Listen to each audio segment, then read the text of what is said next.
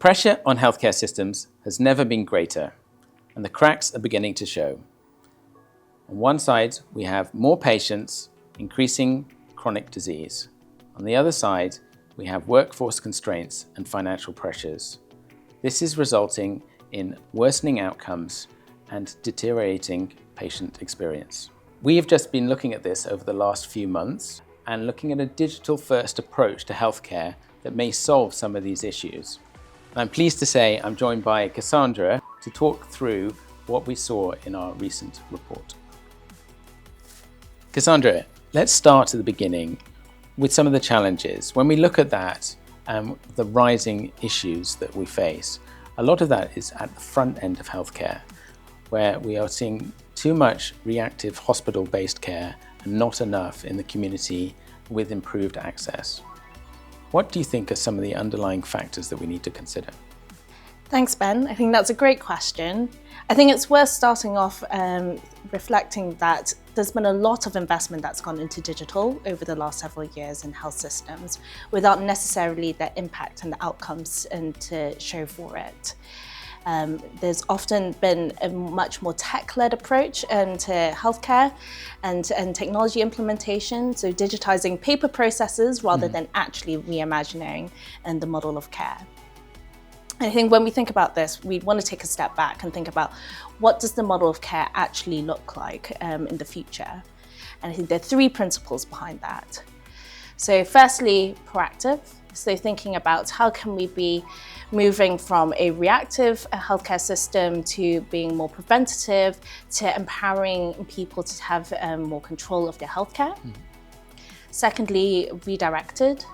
So thinking about digitally enabled pathways, how can we get patients to the appropriate care that they need at the right time? And lastly, proximate.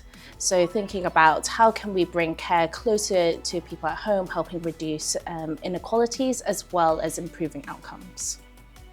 Great. I think it's really interesting.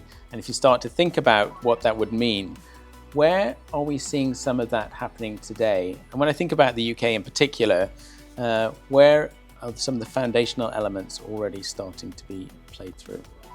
So I think the NHS app is probably one of the most exciting examples out there already. So 40 million people already use it a month. And it started as a COVID front door, and it now has the potential to become a digital front door for the whole of the healthcare system. And so the ambition is for it to become an AI-enabled intelligent in triage and moving through to digitally enabled pathways that have the opportunity to completely transform the healthcare system. And it's not just about convenience, it's about actually helping the health system to run more efficiently and effectively. And we can be redirecting activity from primary care into self-care, as well as away from acute settings, and with the opportunity to even be redirecting about 20% of care into self-care.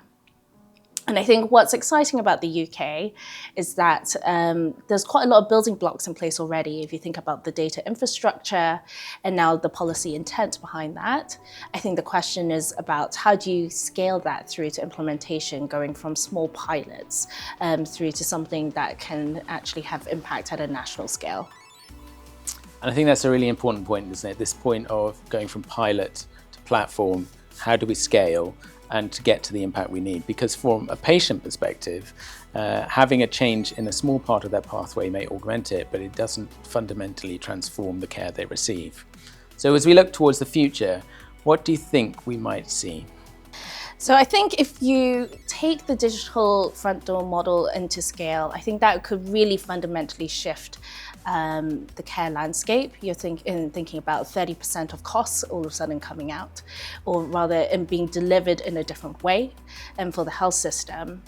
And then I think there's quite a big role for technology players to actually play in all of this as well. So at the moment we sort of move at a quite a slow pace in terms of how we think about innovation and transformation, but thinking about the digital and AI and health tech companies that are out there, if we can combine the speed that they move at with the clinical knowledge of health systems and the change management required to deliver that, we could have a significant impact rapidly, rather than, I think what doesn't work is tech companies coming in with an off-the-shelf solution and then expecting the implementation to follow straight from that. So I think there's huge potential in the health system, but we've got to be bold and strategic and focused as we think about implementation.